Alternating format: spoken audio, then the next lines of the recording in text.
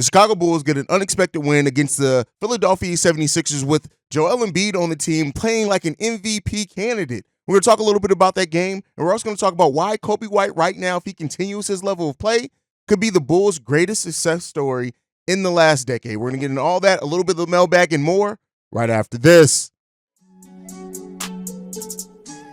You are now tuned in to Chicago Bulls Central, your number one place for all Chicago Bulls news and content.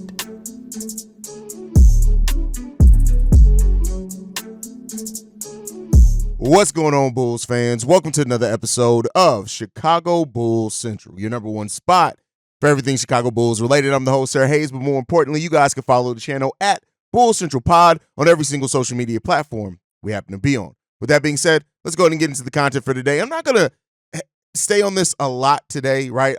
We have a whole full episode of my reaction after the game. And so, go and check out if you want kind of more in-detailed analysis. But I'm going to touch on a few of the things to come out of yesterday's game with the Philadelphia 76ers. Of course, I want to talk about the stat lines of Coby, Vooch, DeMar, and others as well. Coby White, 24 points in this game, 9 assists, 8 rebounds, almost getting a triple-double.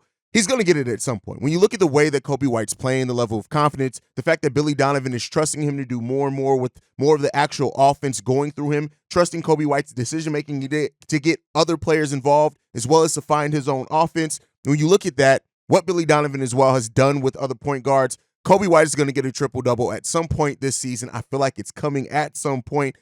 Just wait for it. And Coby White's ascension has just been it should be the biggest story on the Chicago Bulls team right now. I said it yesterday in both the halftime hangout and in the post-game show live that, despite the Zach LaVine trade drama and things like that, the biggest story should be, the biggest positive story should be how Coby White has just stepped up. And we're going to talk a little bit about that here in the second segment of today. Nikola Vucevic with 23 points, 8 rebounds, 4 assists, 2 blocks in this game. And one of the things with Vooch, outside of just the stat sheet, he hit some really big momentum shots when the Chicago Bulls needed it in yesterday's game, and that's something that I don't want to go without that being said. Big threes at times, stepped up, and Nikola Vucevic is playing so much better here recently and just giving exactly kind of what the Bulls need in a lot of areas of the game. And really, when you look at it, Nikola Vucevic through the first 19 games of the season, he was 18th amongst starting centers in scoring, 15th in assists, and 14th in rebounding. Now, in the last 9 games now since Zach LaVine has been out, he is number 6 in assists amongst centers, 4.5 per game, 7th in rebounding with almost 12 rebounds per game, and 9th in scoring for his position. And again, we're seeing Nikola Vucevic get back to being that top 10 player at his position at times. It does not mean he still doesn't do some head-scratching things. He still doesn't frustrate us in certain games, things like that. But Vooch is really starting to play much better over this time. And I think with the improved play of like Ayo, Patrick Williams, Coby White, that sometimes it gets missed of how Nikola Vucevic has been playing much better over this time since Zach has been out as well. Now, I'm not saying that's because of Zach LaVine. Please please make no mistake about that. I'm just saying with the added opportunities and up role that he's going to have to naturally have as being one of the better scorers on this team, Nikola Vucevic has absolutely stepped up big time for the Chicago Bulls. Now, we need to see it be more consistent, right? And that's kind of the thing and the name of the game when it comes down to this team is consistency. And we'll talk a little bit about that. But, Vooch has been stepping up as well. DeMar DeRozan in this game, 15 points, 5 assists, 4 rebounds. Now, the thing with this game for DeMar DeRozan specifically, he didn't score his first bucket until the second quarter, and we were well into the second quarter with that. He ends up only going 5 of 15 from the field for 15 points, but at the end of the day, he made some big buckets for the Bulls as well. And then, of course, Patrick Williams with 13 points, going 5 of 13 from the field, 6 rebounds, 1 block in this game. Again, another game of aggressive Patrick Williams. Was it perfect? No. Was it always pretty? No, but Patrick Williams finds a way to impact the game, especially in the second half of this game after that nasty slip where people were a little bit worried if Patrick Williams was going to be, have an injury and maybe even come back in the game. He came back, played extremely well for the Chicago Bulls, made some key defensive moments as he has been for a while now, and Patrick Williams continues to improve. Has it been perfect? No, but he continues to improve, hitting big shots, some momentum shots when you need it as well. And so that's good to see from Patrick Williams. You want to continue to see that. Fourth quarter was big for him, 6 points in the fourth quarter, both of those being on 3-point shots. But when we needed it, especially with the Philadelphia 76ers marching back, Patrick Williams stepped up and gave us some big shots where we needed it as well. And then when you look at the bench, Alex Caruso with 10 points in his first game back, 31 minutes played, Did not really expect Alex Caruso to play that many minutes upon his return. Javon Carter with 12 points. He makes 4 3-pointers, 4 of 8 from the three-point range, 4 of 11 overall from the field. And then 5 points from Andre Drummond with 8 rebounds in 14 minutes. Drum just being the efficient player he is, especially when you keep him below 18 minutes. And then Dalen Terry in this game. I want to talk a little bit about Dalen Terry's game because the stat sheet is not going to pop out at you. He made his only shot that he took for 2 points, 3 rebounds, 1 assist in this game. But it was Dalen Terry had some really, really good defensive rotations in this game and possessions. And Dalen Terry seems like the game's starting to maybe slow down for him. He's starting to play a little bit more controlled, especially at this time when Torrey Craig's out. Clearly now we're seeing that Billy Donovan's going to go to him instead of Julian Phillips. And this may be a time for Dalen Terry to maybe show, hey, I deserve whatever this Zach LaVine trade maybe goes down and whoever goes or stays or whatever. Maybe he does deserve to be in Billy Donovan's rotation more than what he has been so far. So, really good game for the Bulls. The Philadelphia 76ers get out to an early lead. Coby White says, He steps up, makes some big shots, puts the Bulls on a run. We end up still finishing that first quarter up by 1 after going down by, it was like 16-4. So it was good to see the Bulls kind of battle back. Now, I would love to see the Bulls stop letting teams get out to those early leads, but they showed a lot of heart. And Billy Donovan talked a little bit about it here. 6-3. I think in the last 9 games, you just finished this 2-1 road trip. What do you feel like you all are right now? Do you feel like these guys are figuring things out? Or how do you see this group coming together?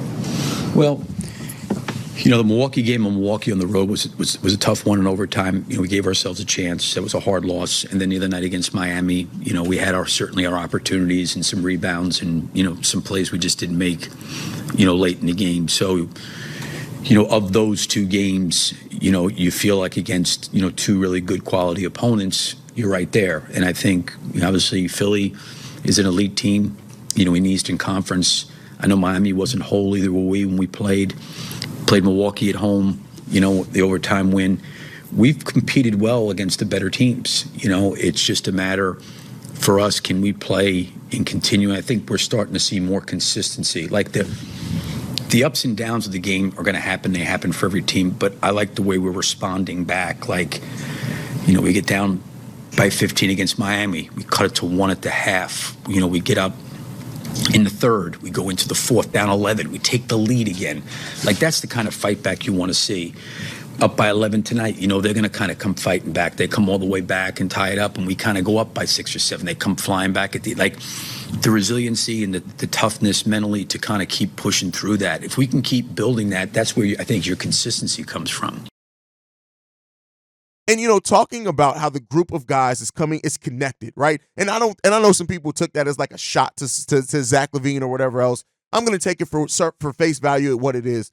This team right now is playing connected. This team is playing for each other, and you can tell. But it's easy to do that when you have a leader in Coby White, and Coby White is stepping up to be such an important leader for the Chicago Bulls team. And that's the part that even without the stats that Coby White's given, which is don't get me wrong, it's amazing. Let's take that, right? And we'll talk about Coby White's December here in a second, but just the way that Coby has stepped up as a leader for the Chicago Bulls team, that's the best part of all of this, is you're not only getting a player playing his best basketball that you want to make sure is going to be sustained over the rest of the season, but you're also getting a player that is stepping up into a leadership role. The way that he's talked about it, the way that he's finding other players, being a leader on the court with getting players involved, talking to players, getting in Pat Will's ear, telling them where to go. The sideline, we talked about it against that second game against Miami. Coby White was on the sideline kind of pointing and going at guys to tell them to get together so they can try to win that game. We're not just seeing a player who's playing his best basketball and putting up some great numbers. We're seeing a player in Coby White that is rounding out and turning into a leader. And that's what you can build something around, right? So in talking about Coby White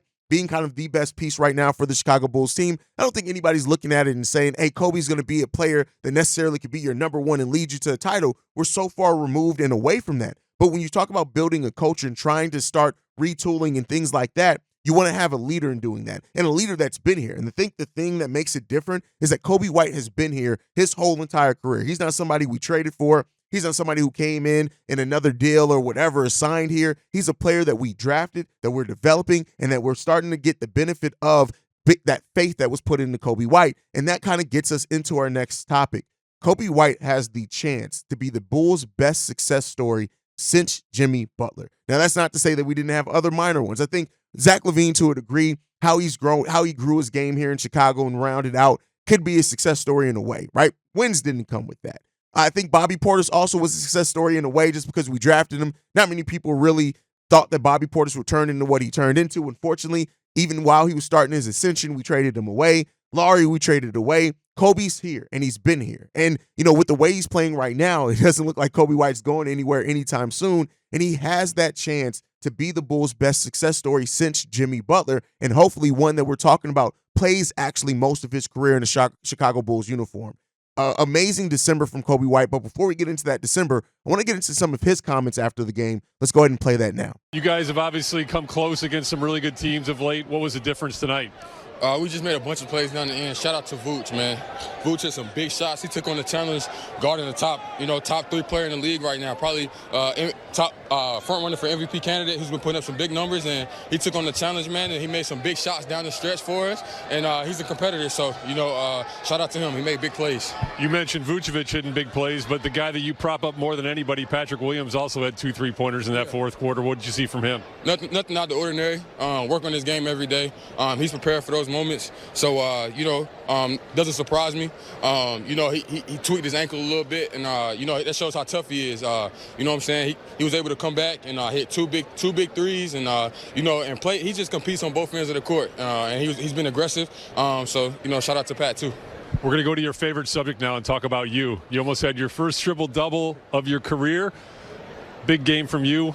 What's going on with you lately? I mean, I almost don't count. Man, I'm just playing. I'm just hooping. Like I always say, man, I give credit to my teammates, my coaching staff, organization. They believe in me. They continue to believe in me. They give me confidence each and every day to go out there and just be myself. So I can't thank them enough for that. And last one, that team leads the NBA in net rating. Yeah. What can a win like that do for you guys moving forward?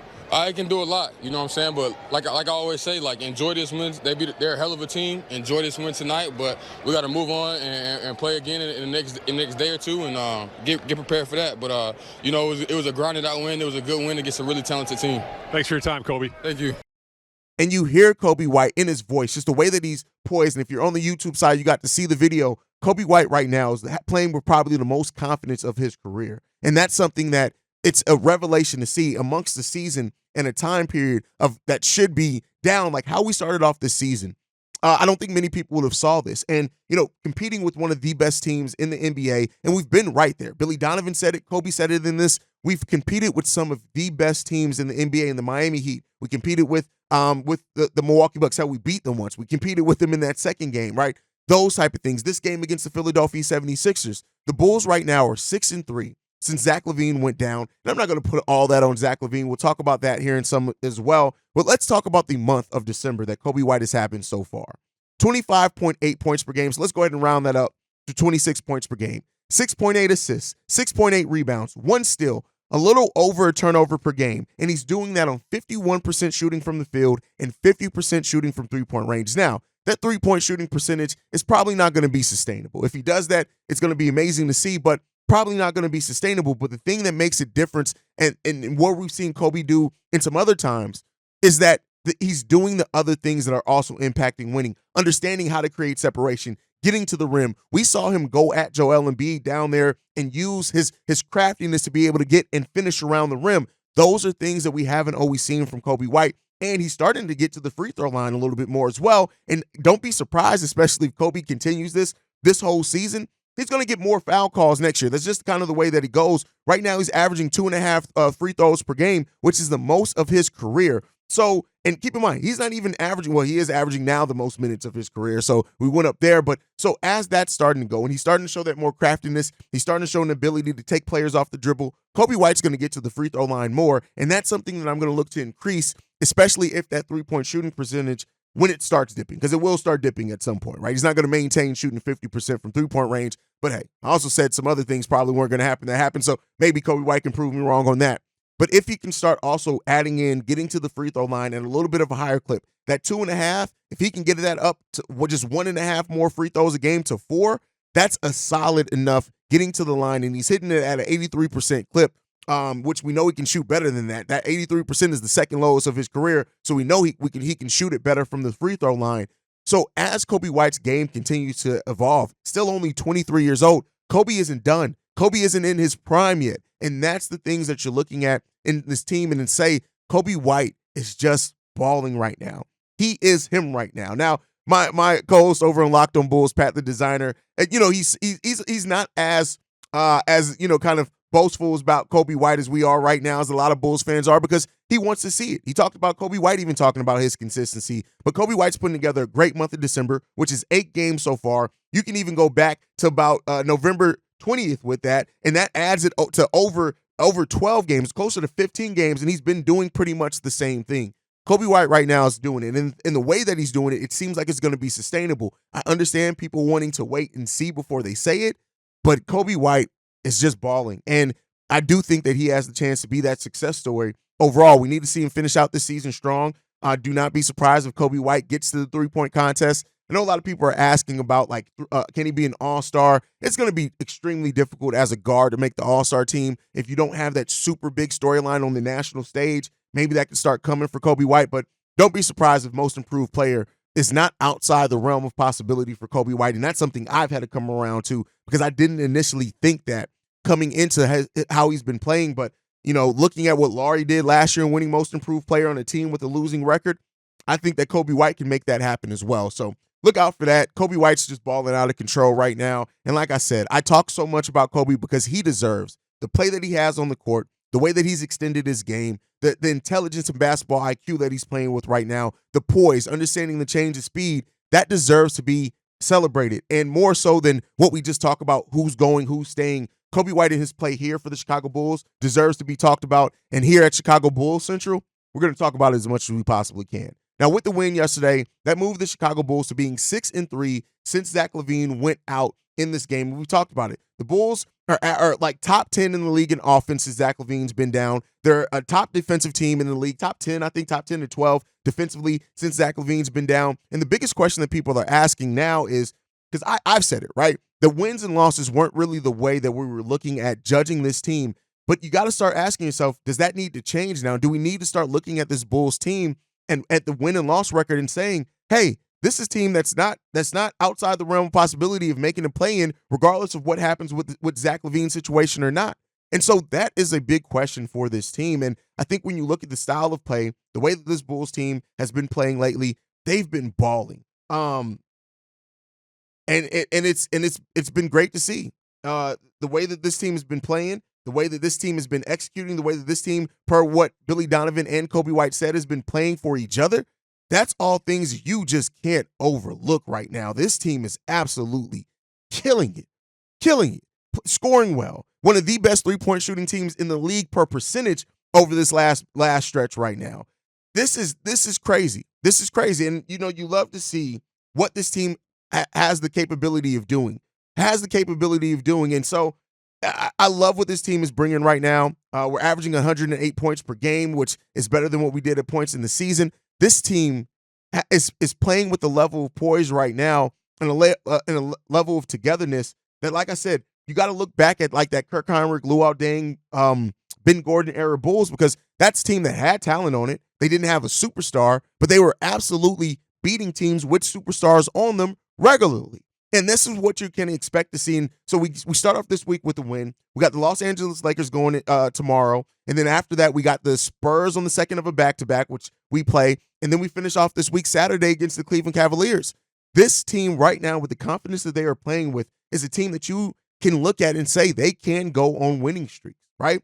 And I'm not going to say they're going to go on another 4-game winning streak or anything like that. But this is a team, a week where you want to see the Bulls try to kind of come out of this week with a winning record, win the week, right? Win the week. And if the Bulls can do that more often as win the week, that's when we're going to start getting into that place. The development, I didn't talk a lot about Patrick Williams, but he's coming along as well. We got a voicemail where I'm going to go more into that. But I love the way that this team's playing right now. Being 6-3 since Zach LaVine went down just shows how this team is really coming together and how they're polarized by having a vocal now leader that's developing, and you're starting to see guys start listening. Coby White's voice is gaining more and more traction with his players. I also think it's building more and more confidence in him, and this team is rallying around Coby White in a lot of ways. Still want to see him be more of a factor in the fourth quarters of games and kind of when the decisions on the line. I want to see Billy Donovan trust Coby White and that development to go to that. But I think that that's coming along as things move along as well. But let me know what you guys think as always down below. But we got 2 voicemails I want to get into today because, of course, when the Bulls win, the voicemail bag starts filling up, and I want to make sure that we don't, let it get too much before the mailbag weekend. This first voicemail, this one's from 8 Lives. Hey, what's up, my boy? It's your boy, 8 Lives. I'm calling in for one reason. Coby motherfucking White. I've been saying this, and you know I've been saying this consistently for years now. The reason I keep riding with Coby, I'm going to just say this one last time, is because when we didn't have nobody, and it was just Zach and Coby, I saw Coby's skills. No, they wasn't crisp like they was now since he been practicing with Dr. Dribbles or whoever the fuck he been practicing with. But he needs to take Iowa and Pat with him next offseason. Coby the truth. Please stop asking, can he keep it consistent? Can he keep doing this? I was so happy when I heard you start saying what you were saying about Coby, because this was the game that told you, dude ain't no joke. Everything you said was what I was about to call in and say. When you said he playing better than Zach ever have really here in spurts, Zach had some good games or whatever. But as far as, like you said, taking the bull by the horn and saying, no, we winning, Zach never really did that. It's like he laid down for DeMar. You know what I mean? And Coby ain't doing that. And I just, man, this was a great win. And I was almost about to go there with Vooch today. But Vooch stepped it up at the end. But at first it looked like he was just going to let Embiid play him like a straight biatch.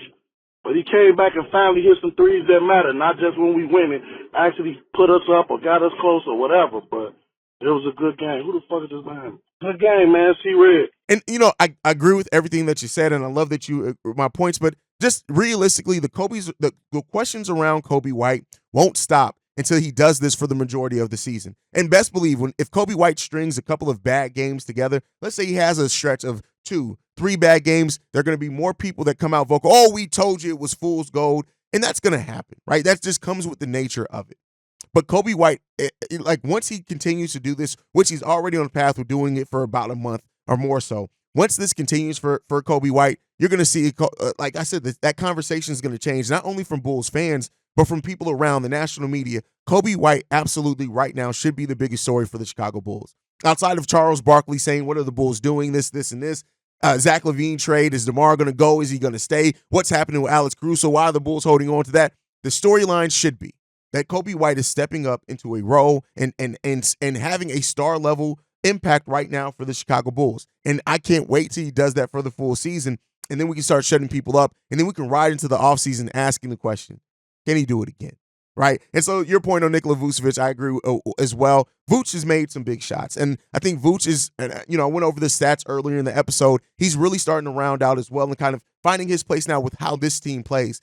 I do think that if DeMar does end up leaving, not saying that I'm calling for, but if that ends up what happens, depending on who they replace DeMar with, if Vooch gets kind of more reign over that mid-range post area, you can see Vooch play even better than what we've seen him play even at the height so far. So I think that that's what we're looking for, and we'll see if it ends up coming. But great voicemail. Thank you for tuning in, 8 Lives. But let's go ahead and get into the next one. This one's from the 224.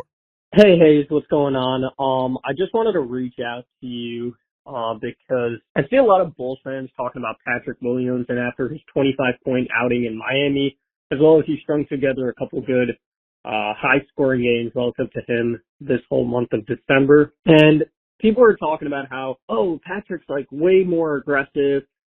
This is what we need to see out of him, especially after that Miami game. And I think it's a bit unreasonable because he only took 10 or 11 shot attempts, I want to say, during that Miami game, but he scored at an 80% clip. It's not reasonable to expect him to do that. And that's something that's been consistent in the games that he scores above 15 points. It's typical when he scores 15 points, he is shooting 70 to 80% from the field on the same number of shot attempts he does when he scores 10 points a game. And so when Bulls fans are saying, this is what we need to see from Peck going forward, it's just, I don't know, it just annoys me because I think to myself, this isn't sustainable. I believe Peck is a good player. As a 3-and-D player, he's exactly what you would want between stars, and I know everyone wants him to be worthy of that 4th overall pick. I don't know if he'll get there, but expecting him to get there by shooting 80%, 70%, or even 60% from the field on a night-to-night basis is unreasonable. I do think he's been a little bit more aggressive in December. You can see his shot output. He's averaging, I think, like 10 shots a game. compared to his career average, which is 7. But even if you take those 10 shots per game and you take his career averages from the field, I think he's like 47% from the field, 40% from 3, he would only be averaging 12 points over the course of a year if he'd started averaging 10 shots from the beginning. And again, 12 points per game. That's not this 15 to 20 point scorer that everyone wants him to be. I think he has to get more shots up.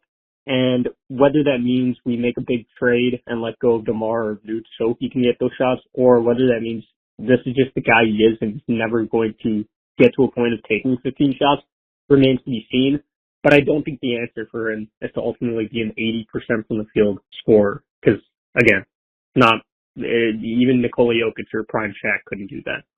Okay, so one thing I'm going to debunk on what you said. When you say things like, is it unreasonable or unrealistic for him to keep it? All you talked about is scoring. Patrick Williams, when we talk about Patrick Williams' aggressiveness, it's not just because of scoring. I don't know anyone who's just looking at Patrick Williams and saying scoring. He is the 4th option and sometimes 5th option, even with Zach LaVine being off this team. So you kind of using your whole critique to go down to scoring, I think kind of misses the point of why aggressiveness is important. When we talk about Patrick Williams playing with aggressiveness, it's the block shots. It's that type of thing that Patrick Williams is playing with. It's the steals, averaging over a steal, over a block per game. It's the rebounds and how those rebounds are creating easy buckets for him, especially with the way he's offensively rebounding. We have to stop this thing where we look at players and just talk about scoring. Patrick Williams' role right now is not to be a big-time scorer. So, yeah, him averaging 12 points per game, considering what his role is, that's actually pretty damn good. And if he keeps doing that and averaging over 5 rebounds per game and right around 2.5 assists per game and still over a block, yes, those are role player numbers. But I don't think anybody at this point is looking, keep in mind as well, 4th overall picks usually turn into role players. But all that aside, I don't think anybody's looking for Patrick Williams to be this 18 or 20 point per game scorer. As you said, that's just not his role. That place isn't for him on this team right now. Now, after Zach's traded, if DeMar goes and then he becomes a larger part in that offensive rotation, then I think that's when that comes. But most of your voicemail was built around shooting and scoring, and that is not the point of aggressiveness. So, yeah, the 80% field goal shooting probably isn't sustainable, but the aggressiveness is, and he's going to create more opportunities for himself. Hell, we see a player in Andre Drummond with just being aggressive and consistent gets damn near a double-double, right? So he can have a huge impact on the game, especially defensively, in what he does and not taking more than 10 shots per game because, again, that's not his role. You have to understand the role that the player has on this team, and scoring isn't that for Patrick Williams right now. But you guys can let me know what you guys think on all that down below. As always, make sure you guys are following the show at Bull Central Pod. You can send us any feedback, questions, comments, concerns, bullcentralpod@gmail.com. Lastly, if you want to leave a text message and or voicemail for the mailbag, the number to do so, 773-270-2799. We are the #1 spot for everything Chicago Bulls related, thanks to you guys. And like I like to end every episode on, go Bulls. Love you guys. See red if you can, y'all. Peace. This has been a presentation of the Break Media.